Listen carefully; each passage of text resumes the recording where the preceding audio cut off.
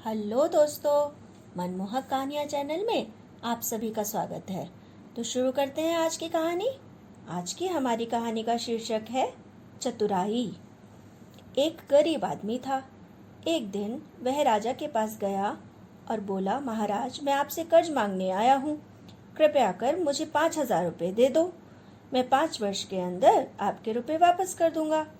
राजा ने उसकी बात पर विश्वास करके उसे 5,000 रुपये दे दिए। 5 वर्ष बीत जाने के बाद भी जब उस व्यक्ति ने राजा के 5,000 रुपये नहीं लौटाए, तब राजा को मजबूरन उसके घर जाना पड़ा। लेकिन वहां वह व्यक्ति नहीं मिला। जब भी राजा वहां जाता, बहाना बनाकर उसे वापस भेज दिया जाता था। एक दिन फिर राजा उस व्यक्ति के घर गया। वहां और कोई तो नहीं दिखा, पर एक छोटी सी लड़की बैठी थी। राजा ने उसी से पूछा, तुम्हारे पिताजी कहाँ हैं? लड़की बोली, पिताजी तो स्वर्ग का पानी रोकने गए हैं। राजा ने फिर पूछा, तुम्हारा भाई कहाँ है? लड़की बोली, बिना झगड़ा के झगड़ा करने गया है। राजा के समझ में एक भी बात नहीं आ रही थी, इसलिए वह फिर पूछता है, तुम्हारी माँ कहाँ है? लड़की बोली, माँ 1 से 2 करने गई है। राजा उसके इन ऊल जलूल जवाबों से खींच गया। वह गुस्से में पूछता है, और तुम यहाँ बैठी क्या कर रही हो? लड़की हंसकर बोली, मैं घर बैठी संसार देख रही हूँ। राजा समझ गया कि लड़की उसकी किसी भी बात का सीधा जवाब नहीं देगी, इसलिए उसे अब इससे इन बातों का मतलब जानने के लिए प्यार से बतियाना पड़ेगा।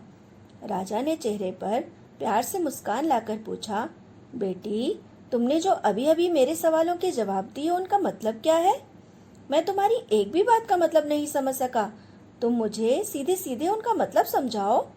लड़की ने भी मुस्कुराकर पूछा, अगर मैं सभी बातों का मतलब समझा दूं तो आप मुझे क्या देंगे? राजा के मन में सारी बातों को जानने की तीव्र उत्कंठा थी। वह बोला, जो मांगोगी वही दूंगा। तब लड़की बोली, आप मेरे पिताजी का सारा कर्ज माफ कर देंगे तो मैं आपको सारी बातों का अर्थ बता दूंगी। राजा ने कहा, ठीक है, मैं तुम्हारे पिताजी का सारा कर्ज माफ कर दूंगा। अब तो सारी बातों का अर्थ समझा दो। लड़की बोली, महाराज, आज मैं आपको सारी बातों का अर्थ नहीं समझा सकती। कृपा कर आप कल आएं, कल मैं जरूर बता दूंगी। राजा अगले दिन फिर उस व्यक्ति के घर गया। आज वहां सभी लोग मौजूद थे। वह आदमी, उसकी पत्नी, बेटा और उसकी बेटी भी। राजा को देखते ही लड़की पूछी, महाराज, आपको अपना वचन याद है ना? राजा बोला, हाँ हाँ, मुझे याद है। तुम अगर सारी बातों का अर्थ बता दोगी तो मैं तुम्हारे पिताजी का सारा कर्ज माफ कर दूंगा। लड़की बोली, सबसे पहले मैंने कहा था कि पिताजी स्वर्ग का पानी रोकने गए हैं। इसका मतलब था कि वर्षा हो रही थी और हमारे घर की छत से पानी टपक रहा था। पिताजी पानी रोकने के लिए छत को बना रहे थे, यानी वर्षा का पानी आसमान से ही गिरता है ना, और हम लोग तो यही मानते हैं कि आसमान में ही स्वर्ग है। बस पहली बात का अर्थ यही है। दूसरी बात मैंने कही थी कि भैया बिना झगड़ा के झगड़ा करने गए हैं। इसका मतलब था कि वे रेंगनी के कांटे को काटने गए थे। अगर कोई भी रेंगनी के कांटे को काटेगा तो उसके शरीर में यहाँ वहाँ कांटा गड़ ही जाएगा, यानी झगड़ा नहीं करने पर भी झगड़ा होगा और शरीर पर खरोंचे आ जाएंगी। राजा उसकी बातों से सहमत हो गया। वह मन ही मन उसकी चतुराई की प्रशंसा भी करने लगा था। उसने उत्सुकता के साथ पूछा, और तीसरी चौथी बात का मतलब क्या है बेटी?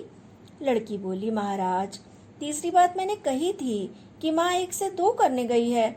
इसका मतलब था कि माँ अरहर की दाल को पीसने, यानी उसे 1 का 2 करने गई है।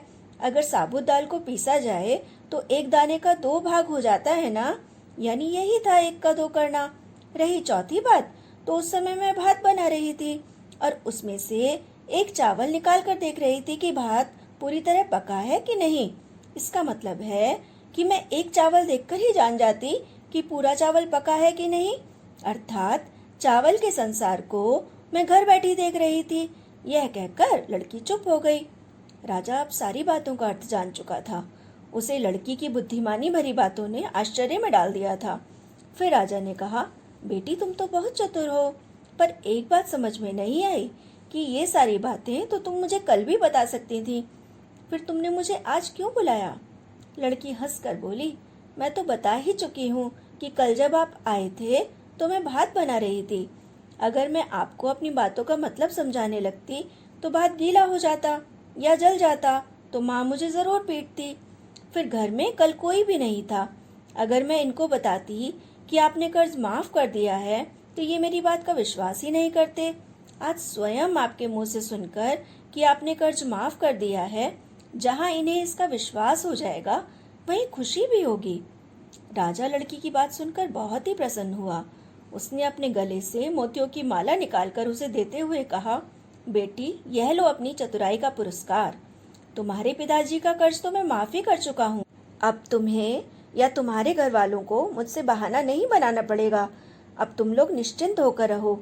और हाँ, अगर फिर कभी किसी चीज की जरूरत हो तो बेझिझक होकर मुझसे कहना।